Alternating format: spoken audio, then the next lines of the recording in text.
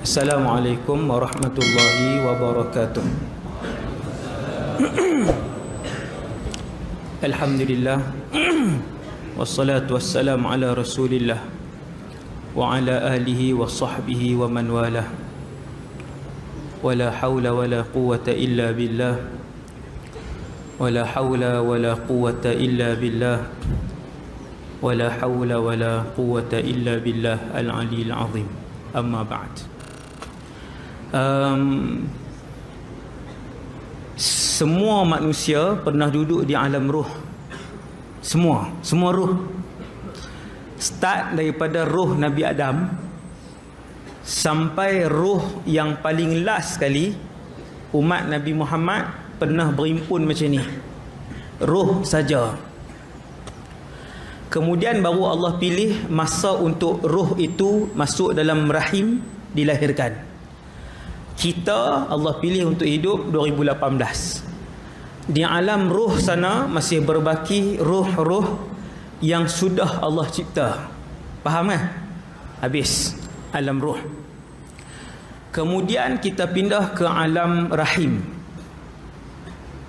Selepas alam rahim, nombor 3 kita mai ke alam dunia. Ni, dunia ni.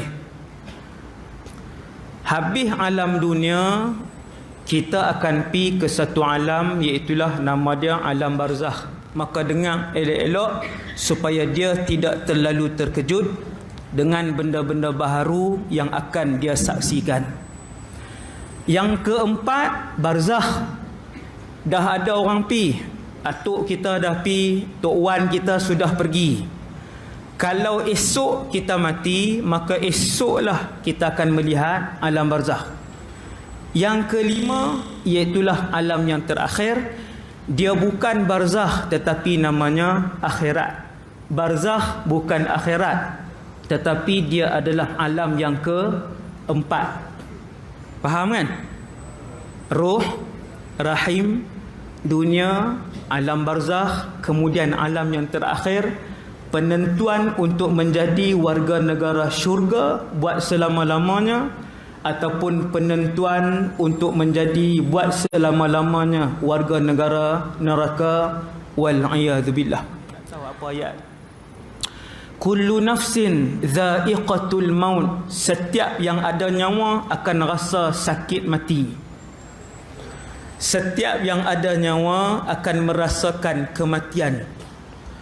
Ada 5 makhluk yang ada nyawa. 1 orang, 2 binatang, 3 jin, 4 syaitan, 5 malaikat. Kita selalu dengar malaikat Jibril, kita selalu dengar malaikat maut, kita selalu dengar malaikat Mikail, kita selalu dengar malaikat Israfil dan yang lain-lain lagi.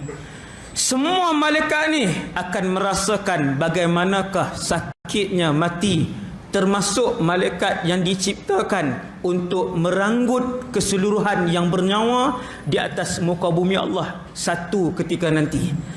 Lepas kiamat, semua malaikat mati. Selepas kiamat, termasuk Jibril alaihissalam. Allah panggil malaikat maut, wahai malaikat maut, adakah kesemuanya telah mati? Malaikat maut kata, ya wahai Tuhan, kesemuanya telah aku cabut nyawa mereka. Faman baqiya ya malakal maut. Siapakah yang berbaki wahai malaikat maut? Malaikat maut kata, baqiyal ladzi antal hayyul ladzi la ghairuk. Wahai Allah, berbakilah aku dan berbakilah kamu, Tuhan yang maha hidup lagi Tuhan yang maha berkuasa. Maka berkata Allah kepada malaikat maut, mut ya malakal maut, matilah kamu wahai malaikat maut. Maka ketika itu malaikat maut merasakan sakitnya kematian. Waktu tu alam ini kembali kepada keadaan seperti mana dahulunya Allah mencipta sebelum menciptakan alam ini. Tak ada orang, tak ada makhluk yang hidup.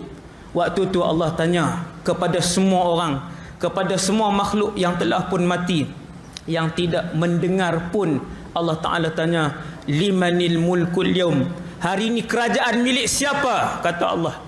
Lalu tiada siapa yang menjawab, Allah sendiri yang menjawab, lillahil wahidil qahhar. Hari ini kerajaan dan kekuasaan milik Allah Al-Wahid yang Maha Esa, Al-Qahhar Allah yang Maha berkuasa. Tak ada presiden hidup, tidak ada perdana menteri yang hidup, tidak ada sultan yang hidup, tidak ada raja yang hidup, tidak ada manusia yang paling kaya yang hidup. Hanya Allah Al-Hayyul Qayyum yang Maha hidup dan Maha berdiri di atas kakinya sendiri. Satu, semua mati. Yang kedua, mati itu sakit. Yang kedua, mati itu sakit. Kalau jadi orang baik tak sakit kok Ustaz.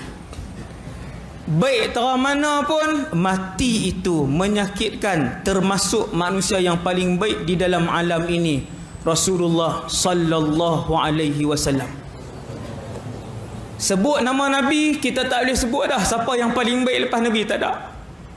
Cerita Rasulullah wafat pada 12 Rabiul Awal, hari Isnin di Madinah Al-Mukarramah. Kalau siapa yang pernah pergi umrah, dalam maqam hari ini, di situlah Rasulullah menghembuskan nafas yang terakhir di atas ribaan isterinya Sayyidatuna Aisyah binti Abu Bakar.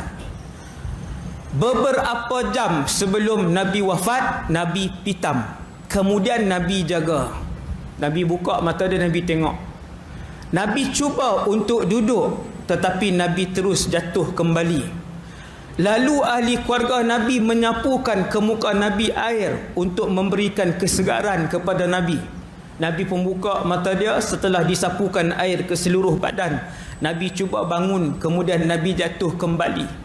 Kemudian disapukan lagi air untuk menyegarkan tubuh badan Nabi. Nabi pun buka matanya. Lalu Nabi berkata, ala inna lil mauti lasakarat. Bahwasanya ketahuilah, sesungguhnya bagi kematian itu kesakitan. Kata Sayyidatuna Aisyah, aku melihat bagaimana Rasulullah sallallahu alaihi wasallam menanggung kesakitan ketika Nabi sakaratul maut.